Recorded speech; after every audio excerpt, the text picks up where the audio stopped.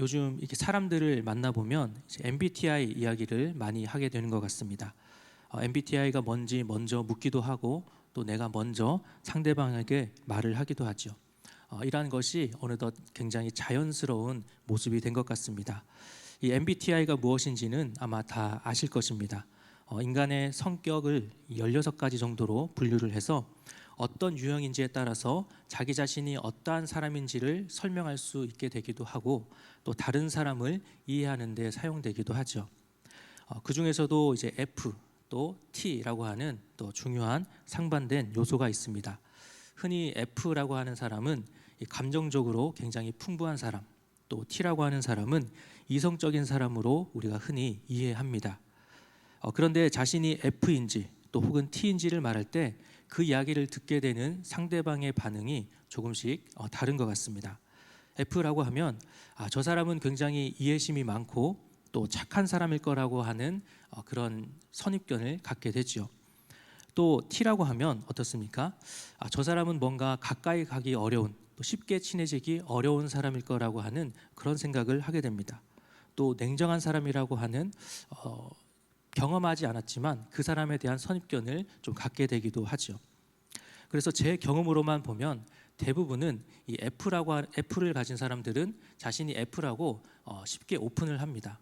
그런데 반대로 이 T인 사람들은 약간 머뭇거린다든지 T라고 밝히면 그 주위의 사람들의 반응이 뭔가 잠깐 멈칫하는 것을 보게 되죠. 저는 T일 것 같습니까? F일 것 같습니까? 네, 잘 안 들려서 네, 저는 F입니다. 저는 F인데 저를 잘 아시는 분들은 제가 F라고 이야기를 하면 그럴 줄 알았다라고 이렇게 반응을 하십니다. 그런데 가끔씩 T인 줄 알았다라고 말씀하시는 분들이 계십니다. 저하고 좀 잘 모르시는 분들이 그렇게 하시는 것 같은데 아주 최근은 아닌데 우리 청소년부의 교사 선생님들 몇 분이 제가 T인 줄 알았다고 이렇게 말씀을 하셔서 제가 좀 놀랬던 경험이 있습니다. 이렇게 F와 또 T라고 하는 것에 따라서 그 사람이 어떤 사람인지를 생각하게 되고 또 우리가 선입견을 갖게 되는데 사실과는 다를 수 있다라고 하는 것이죠. 제가 전에 사역하던 교회 담임 목사님은 굉장히 이렇게 따뜻한 분이셨습니다. 그리고 굉장히 인격적이고 좋은 분이셨는데 저는 당연히 F일 거라고 생각을 했습니다. 그런데 나중에 알고 보니까 이 목사님께서 T라는 것을 알게 되어서 굉장히 놀랐던 기억이 있습니다. 이런 것들을 보면 많은 사람들이 이 MBTI를 사용하지만 사실은 이것이 상대방을 또 나 자신을 완벽하게 설명해 주지는 못한다라는 것을 우리가 알 수 있는 것이죠. 이뿐만이 아니라 우리가 사용하는 SNS 프로필도 마찬가지입니다. 이 프로필 안에는 내가 가진 직업이라든지 또 내가 속해 있는 어떤 모임들 그리고 취미들 내가 가진 신념들을 표현하는 나타내주는 동영상이나 또 사진이나 이 문구들을 표현하는 것을 보게 됩니다. 그렇게 자기 자신을 계속해서 설명하려고 하는 것이죠.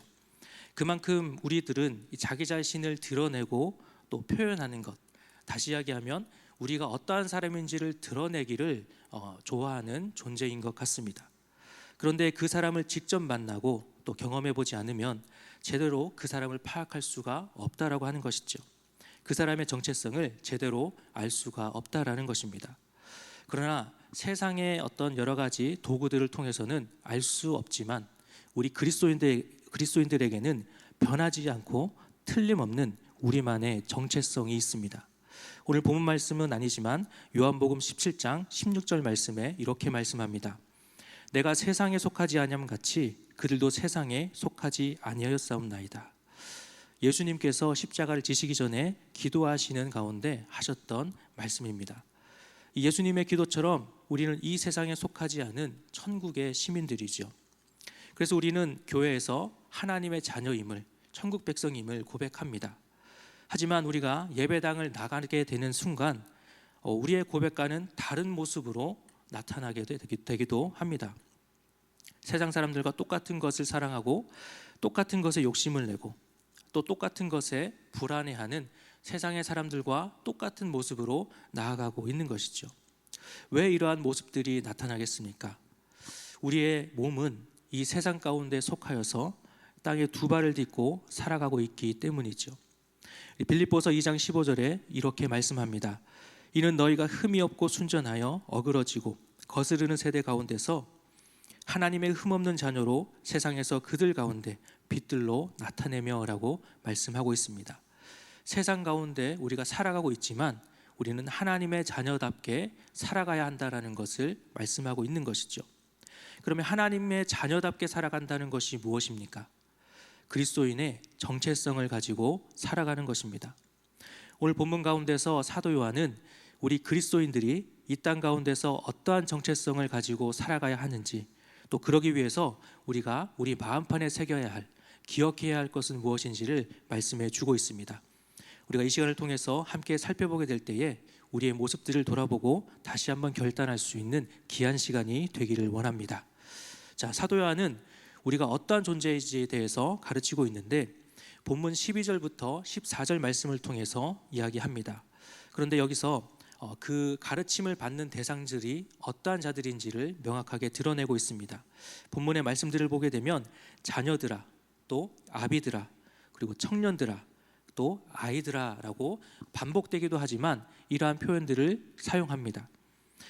이 표현들에 대해서 해석하는 학자들에 따라서는 신앙의 숙련도를 나타내는 표현이다라고 해석하는 학자들이 있는가 하면 그렇지 않다라고 해석하는 학자들도 있습니다. 어느 것이든지 중요한 점은 이 대상들은 분명하게 모두가 다 그리스도인들이다라고 하는 것입니다. 그렇다면 이 구절들이, 이 말씀들이 곧 우리 그리스도인인 우리에게 주시는 말씀이기도 한 것이죠.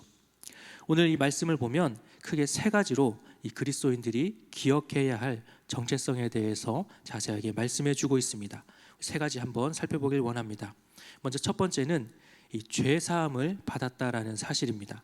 본문 말씀 12절 말씀입니다. 자녀들아, 내가 너희에게 쓰는 것은 너희 죄가 그의 이름으로 말미암아 사함을 받았으며라고 말씀합니다. 우리의 정체성은 우리의 행위나 어떤 자격이나 혹은 우리가 가진 감정에 있는 것이 아니라고 하는 것입니다. 이것이 어디에 있습니까? 예수 그리스도, 그분의 이름으로 죄 사함 받은 것에 있다라는 것입니다. 다시 말하면 예수 그리스도의 이 십자가 공로, 영원한 반석 위에 그 정체성이 세워져 있다라는 것을 말씀해 주고 있는 것이죠. 우리는 이 예수 그리스도로 말미암아서 우리 과거의 죄, 또 오늘의 우리가 짓고 살아가는 모든 모습들, 그리고 앞으로 짓게 될 죄까지도 완전하게 그리고 영원히 용서받게 되었죠. 우리 마태복음 18장에 보게 되면 잘 아시는 이 10,000달란트를 빚진 이 종의 모습이 나옵니다. 이 모습을 보게 되면 사실은 이 나쁜 종이지요. 자신은 이 10,000달란트를 빚을 탕감을 받았는데 자신에게 빚을 진 다른 동료에게는 용서해 주지 않는 그런 모습을 보게 됩니다. 그런데 이 1달란트 가치가 노동자의 15년 동안의 품삯이라고 합니다. 그런데 이 종이 지은 이 빚이 10,000달란트라고 하는 것이죠. 그래서 이 계산을 해보면 노동자가 15만 년 동안 한 푼도 쓰지 않고 모으기만 했을 때 얻을 수 있는 금액입니다.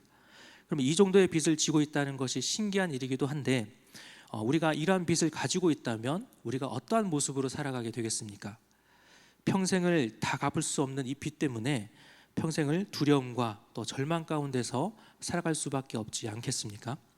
그런데 이러한 모습이 하나님 앞에서 죄인된 우리의 모습이라는 것이죠. 도저히 희망이 없고 내가 아무리 발버둥 쳐도 벗어날 수 없는 상태가 되는 것입니다. 그래서 죄사함이라는 것은 내가 아무리 발버둥 쳐도 벗어날 수 없는, 도저히 탕감할 수 없는 이 10,000달란트의 빚을 왕이 갚아주는 것, 탕감해 주는 것이다 라고 하는 것입니다. 우리는 더 이상 이 죄의 빚에 얽매여서 죄책감으로 괴로워하고 또 영원한 심판이라고 하는 감옥에 갇혀서 살아가는 신세가 아니라고 하는 것이죠. 예수 그리스도의 이름으로 완전한 자유를 얻은 자들이다라는 것입니다. 그렇기 때문에 우리는 담대히 하나님 앞에 나아가서 담대히 이웃을 사랑할 수 있는 우리의 그리스도인의 모습으로 나아갈 수 있다라는 것입니다. 그리스도인의 평안은 바로 여기에서 나오는 것이죠. 우리가 흔히 얘기하는 정신승리로 상황이 힘든데도 불구하고 나는 그냥 그렇게 느끼면서 그렇게 선포하면서 나가는 것이 아니라 진정한 영원한 자유가 보장되어 있기 때문에 이 땅 가운데서 잠시 어떤 아픔이나 고통 가운데 있다 할지라도 그것을 초월하여서 평안을 누릴 수 있는 것, 그것이 이 그리스도인의 정체성이라고 하는 것입니다. 오늘 우리 모두가 이런 죄사함의 참 자유를 누릴 수 있는 자들이 되기를 원합니다. 그리고 두 번째 정체성은 하나님을 아는 자들이라는 것입니다. 오늘 본 말씀 13절과 14절 말씀인데 13절 말씀의 앞부분에 보시면 아비들아 내가 너희에게 쓰는 것은 너희가 태초부터 계신 이를 알았으며 라고 말씀합니다. 그리고 14절 앞부분을 보면 아이들아 내가 너희에게 쓴 것은 너희가 아버지를 알았으며 라고 말씀합니다. 여기서 안다 라고 말씀하고 있는데 이 안다라는 표현은 단순히 지식적으로 정보만 아는 것을 의미하는 것이 아닙니다. 우리가 자녀들이 아직 믿음의 확신이 없고 또 신앙생활을 열심히 하지 않을 때 답답함을 느끼죠. 또 그런 가운데서도 우리가 이제 기도의 제목으로 삼게 되는 것이 내 자녀가 하나님을 인격적으로 만나는 것, 이것이 우리의 기도 제목이 됩니다. 왜 그렇습니까? 우리 부모님의 손에 이끌려서 억지로 주일학교에 가게 되면 이렇게 되죠. 예배를 드리면서 또 설교 말씀을 듣고 또 공과 공부 시간을 통해서 성경을 배우게 됩니다. 하나님을 배우게 됩니다. 그런데 그 배우게 되는 것이 지식으로만 끝나게 되는 것이죠. 하나님을 안다라는 것은 정보적인 것, 그리고 어떤 지식적인 알무로 그치게 되는 것입니다. 그렇게 되면 우리 부모님이 믿는 하나님, 천지를 창조하셨다라고 내가 들은 하나님, 10가지 재앙을 내리시고 홍해를 가르시면서 이스라엘 백성들을 가나안으로 이끄셨다라고 하는 뭔가 전설적인 존재 같은 하나님으로 생각하게 되는 것이죠. 그런데 하나님이 은혜를 주시고 또 말씀 가운데 기도하는 가운데 그 학생을 만나 주시게 되면 이 학생은 때때로 작은 흔들림은 있을 수 있겠지만 하나님을 떠나지는 않을 겁니다. 내가 분명하게 만난 하나님이 계시기 때문에 그 하나님에 대해서는 흔들리지 않는다라는 것입니다. 우리가 말씀을 묵상하고 또 결단한 대로 살아갈 때 나의 삶을 주관하시고 인도하시는 하나님을 계속해서 경험해 나아가게 될 때 하나님이 나와 함께 하신다는 것을 경험적으로 알게 되는 것이죠. 이렇게 지식적으로 아는 하나님과 또 내가 경험하여서 아는 하나님에 대한 반응은 다를 수밖에 없는 것입니다. 이 시대의 가치관 속에서는 지식 그리고 정보가 굉장히 중요합니다. 지식과 정보가 많으면 많을수록 내가 성공할 수 있다라고 가르치죠. 그러나 이 그리스도인의 정체성을 담고 있는 성도에게 가장 큰 능력과 평안은 세상의 지식이 아니라 하나님 아버지를 아는 것에서 나옵니다. 나의 아버지가 누구신지 내가 경험하여서 알고 확신을 가지게 되어질 때 세상의 가치관과 대립 속에서도 흔들리지 않고 그리스도인의 길을 걸어나갈 수가 있다라는 것이죠. 그렇다면 이제 우리의 기도 제목은 이렇게 되어야 하지 않겠습니까? 하나님, 우리가 또 나의 자녀가 머리로만 아는 지식을 넘어서서 나의 삶으로 하나님을 경험하게 하여 주옵소서. 날마다 더 깊이 알아가는 은혜를 주옵소서라고 기도해야 하지 않겠습니까? 이 기도가 우리의 삶이 되고 경험하여 아는 것이 우리의 능력이 되는 우리의 모습들이 되기를 소망합니다. 그리고 오늘 본문 속에서 그리스도인의 정체성 세 번째는 악한 자를 이긴 자들이다라는 것입니다. 우리 13절과 14절 말씀을 한 번 더 읽겠습니다. 13절 말씀 하반절에 보면 청년들아 내가 너희에게 쓰는 것은 너희가 악한 자를 이기었음이라. 그리고 14절 하반절에는 청년들아 내가 너희에게 쓴 것은 너희가 강하고 하나님의 말씀이 너희 안에 거하시며 너희가 흉악한 자를 이기었음이라 라고 말씀합니다. 그래서 중요한 것은 이기었다라는 것이죠. 이기었다라고 하는 이 말이 이 원문에서는 완료형 시제로 쓰였습니다. 좀 어려울 수 있지만 완료형 시제라고 하는 것은 이미 그 사건이 과거에 끝나서 지금까지도 그 효과가 그 효력이 이어지는 것을 의미합니다. 그래서 언젠가는 이기게 될 것이다 라든지 지금 이기고 있는 중이다 라는 그런 의미가 아니라는 것이죠.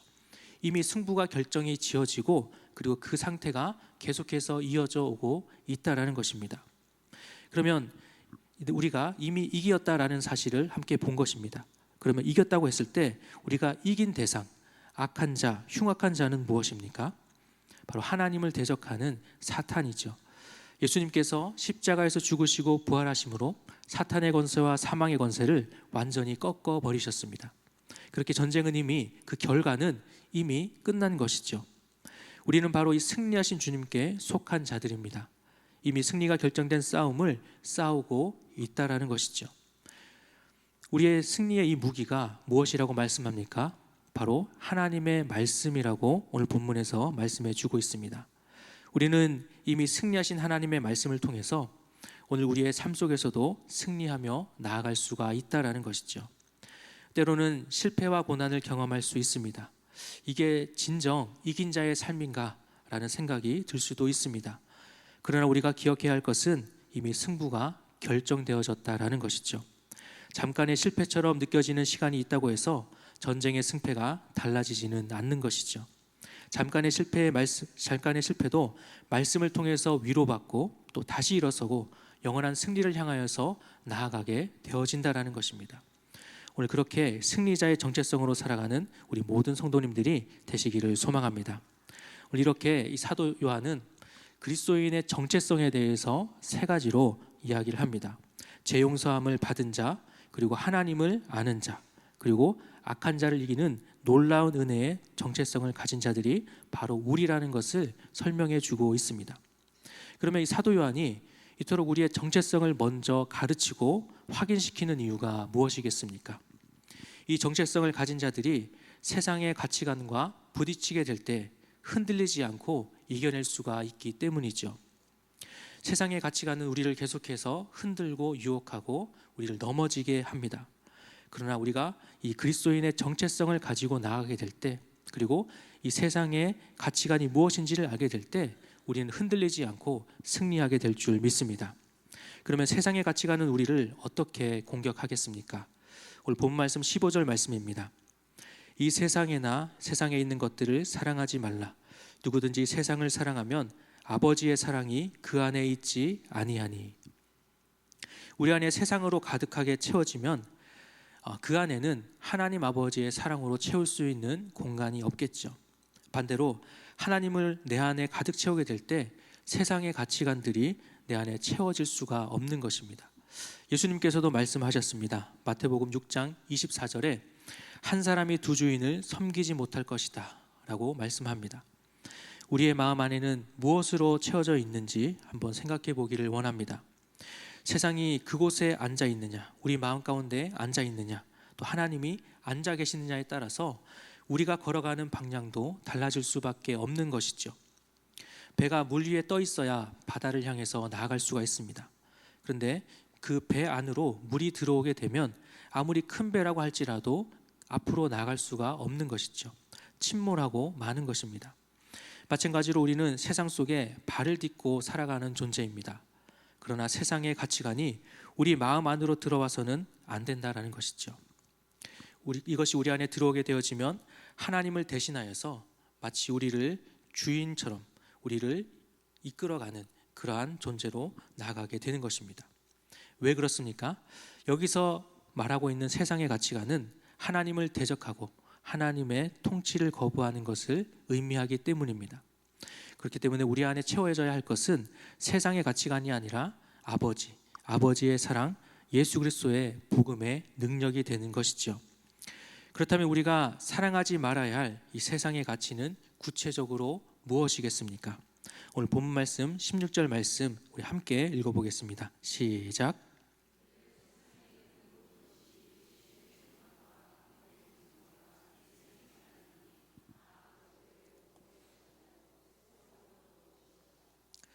구체적으로는 육신의 정욕, 또 안목의 정욕, 이생의 자랑이라고 우리에게 말씀해 주고 있습니다. 육신의 정욕이라는 것은 하나님 없이 나의 육체적인 어떤 쾌락을 또 만족을 추구하는 것을 의미합니다. 우리가 스마트폰만 켜게 되면 우리의 만족을 채우기 쉽죠. 배가 고플 때는 음식을 시킬 수가 있고 뭔가 심심하다고 생각하면 우리는 동영상을 찾아보면서 우리의 즐거움을 찾게 됩니다. 스마트폰만 켜면 우리 몇 번의 터치를 통해서 우리의 필요를 쉽게 채울 수 있는 그러한 환경 가운데 있습니다. 하나님과의 깊은 이 교제 가운데서 주는 참된 안식이 아니라 순간적인 쾌락과 평안함, 그리고 영혼의 공허함을 달래려고 하는 시도들, 바로 이것이 육신의 정욕이라고 하는 것이죠. 두 번째는 안목의 정욕입니다. 이것은 내 눈에 보이는 것을 통해서 뭔가 계속해서 소유하고 싶어하는 탐심을 의미합니다. 그리고 그 탐심 가운데서는 다른 사람과 비교하게 되는 우리의 모습이 나타나게 됐죠. 내가 없는 것을 보게 되어지고 다른 사람이 무엇을 가지고 있는지, 그리고 나와 계속해서 비교하게 되는 것입니다. 우리는 특히 SNS를 통해서 다른 사람의 행복해 보이는 그 순간만을 보면서 나와 비교하기 쉽습니다. 그러면 어느새 나의 모습은 초라한 것 같고, 또 내가 보내게 되는 그 시간들이 값없어 보이는, 그렇게 불행을 느끼는 그런 모습들도 있게 되어지는 것이죠. 그 세 번째는 이생의 자랑입니다. 이생의 자랑은 세상의 기준, 특별히 재물과 또 지위, 성공, 또 인맥, 이러한 것들을 통해서 나 자신을 높이고 싶어하는 그러한 교만한 마음을 의미합니다. 우리가 내 자녀가 좋은 대학에 가고, 또 내가 회사 가운데서 좋은 직책에 오르고 더 넓은 아파트로 이사 가는 것, 이것이 우리의 목적만이 되어진다면 우리의 삶의 목적이 완전히 달라지게 되는 것이죠. 하나님의 영광을 돌리기 위한 그런 삶이 아니라 나 자신을 다른 사람들에게 뽐내고 싶은, 자랑하고 싶은 그러한 모습만 남게 되어지는 것입니다. 그런데 이 세 가지 유혹들은 우리 성경에서 보면 우리의 첫 번째 죄, 아담과 하와를 무너뜨렸던 그러한 죄의 모습과도 너무나 닮아 있는 것을 보게 됩니다. 그리고 또 예수님을 시험했던 그러한 모습과도 너무나 닮아 있습니다. 하와는 이 선악과가 먹음직하고 또 보암직하고 지혜롭게 할 만큼 탐스러웠다라고 말씀합니다. 먹음직하다라고 하는 것, 이것은 육신의 정욕이 되겠죠. 보암직하다라는 것은 안목의 정욕이 될 것입니다. 또 지혜롭게 할 만큼 탐스러워 보였다라는 것은 이생의 자랑이 될 것입니다. 이 유혹에 넘어가서 결국은 죄 가운데 서게 되는 그러한 모습을 볼 수 있는 것이죠.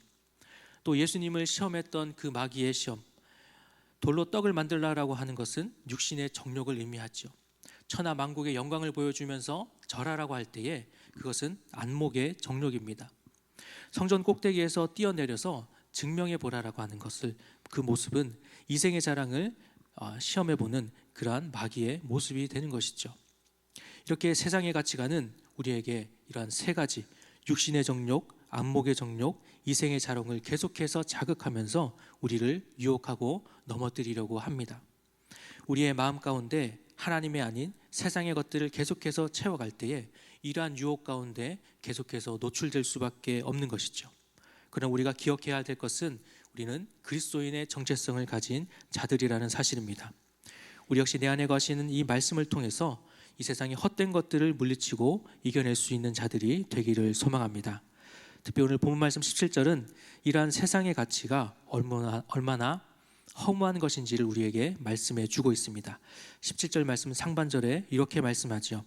이 세상도 그 정욕도 지나가되라고 말씀합니다. 지나가다라는 말은 사라져서 없어져 버리는 것을 의미합니다. 돈과 또 명예, 우리가 추구하는 만족들, 또 쾌락들, 이러한 모든 것들은 우리가 너무나 사랑하고 얻기 위해 애쓰는 것이지만 어느 한순간 쉽게 사라져 버리기 쉬운 것이죠. 대신에 영원한 것이 있다면 그것은 무엇입니까? 우리 17절 말씀 하반절 말씀인데 함께 읽겠습니다. 오직 하나님의 뜻을 행하는 자는 영원히 거하느니라. 아멘. 이것이 바로 우리가 붙들어야 할 가치인 것입니다. 하나님의 뜻을 행한다라는 것은 우리가 흔히 기도할 때 관용적으로 사용하는 그런 표현이 아닙니다. 우리의 삶 속에서 나타나야 하는 우리의 실제적인 모습이 되어야 하는 것이죠. 이웃의 몸을 내 몸과 같이 사랑하고 정의를 행하고 긍휼을 베풀고 하나님의 뜻을 구하면서 실천하면서 결단한 것을 실천하면서 나아가는 그러한 모습들, 다시 말하면 하나님의 성품을 닮아가는 삶, 그것이 우리의 모습이 되어야 한다는 것입니다. 하나님을 닮아가는 삶은 지나가고 없어지는 그러한 험한 것이 아닙니다. 왜 그렇습니까? 우리는 주님께서 다시 오시게 될 때에 영원한 곳에서 영원하신 하나님과 영원한 생명을 누리게 될 것이기 때문입니다. 오늘 말씀을 맺겠습니다. 세상의 가치관은 우리의 눈에 아무리 매력적으로 보일지라도 결국 안개처럼 사라질 것들입니다. 제가 얼마 전에 교회에서 성도님 가정에서 장례가 있어서 장례식장을 강원도로 다녀왔습니다. 위로 예배를 드리고 이제 돌아오는 밤에 안개가 굉장히 자욱하게 깔린 것을 보게 되었습니다. 당연히 시야가 제대로 확보되지 않고 또 위험한 환경에 놓여 있게 된 것이죠. 운전하는 입장에서 굉장히 조심스럽게 되고 또 천천히 갈 수밖에 없었습니다. 그런 가운데서 어쨌든 안전하게 돌아오긴 했는데, 제가 돌아오던 길에 큰 위협이 되었던 이 안개가 그 다음날 낮이 되었을 때는 어떻게 되었겠습니까? 직접 확인해 보지는 않았지만 우리는 당연히 알고 있죠.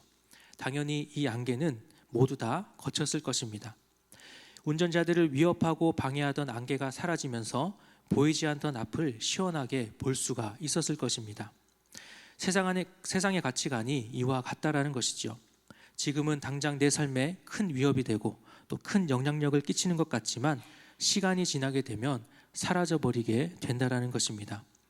그러나 우리가 오늘 말씀을 통해서 기억하기 원하는 것은, 우리 그리스도인에게는 시간이 지나도 사라지지 않는, 또 우리 안에 새겨놓아야 할 그리스도인의 정체성이 있다라는 사실입니다.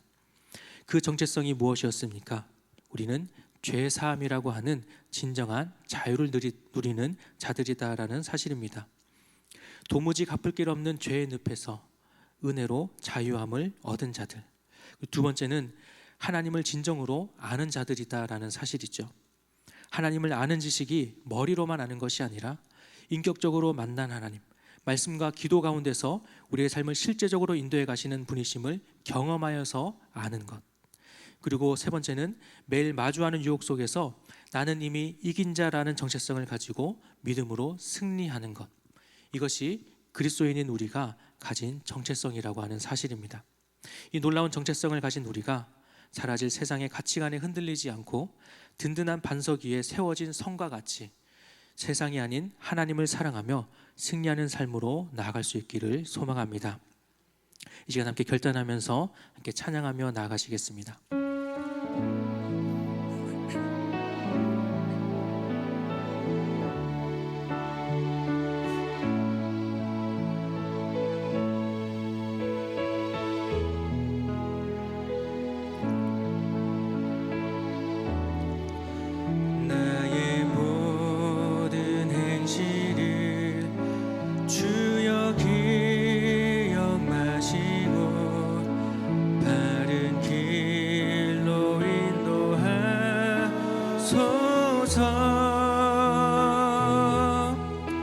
기쁠 때나 슬플 때 나와 동행하시며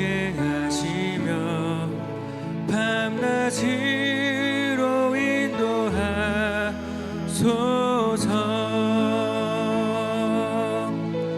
내 모든 형편을 다 기억하시고 늘 나와 동행하옵소서.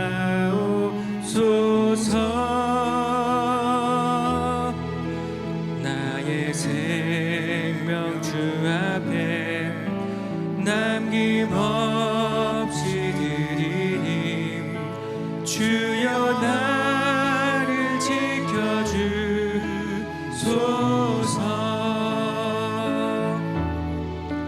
나의 모든 실수를 주여 용서하시고 바른 길로 인도하소서.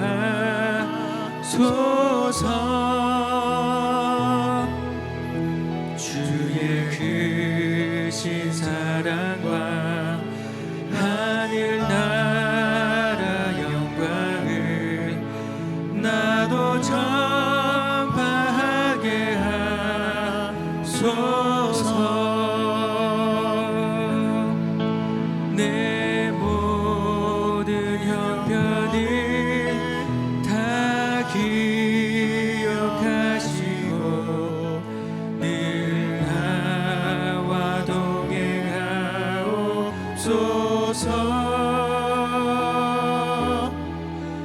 나의 생명 주 앞에 남김없이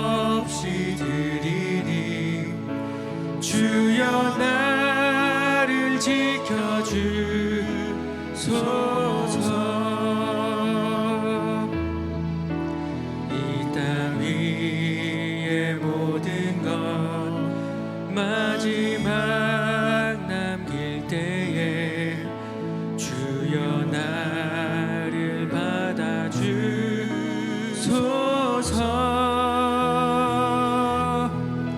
주의 얼굴 대할 때 귀한 상급 주시고 면류관을 쓰게 하소서.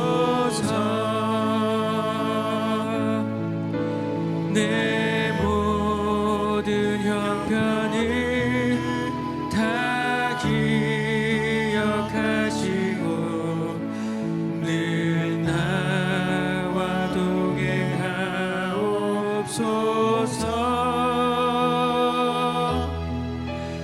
나의 생명 주 앞에 남김없이 드리니 주여 나를 지켜주소서. 내 모든 형편을 내 모든 형편을 다 기억하시고 늘 나와 동행하옵소서.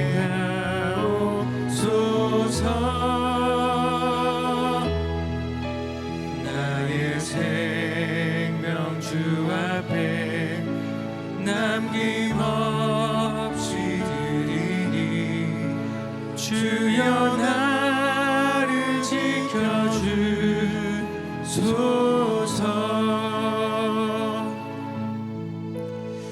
이 시간 말씀을 생각하시면서 함께 기도하며 나가길 원합니다.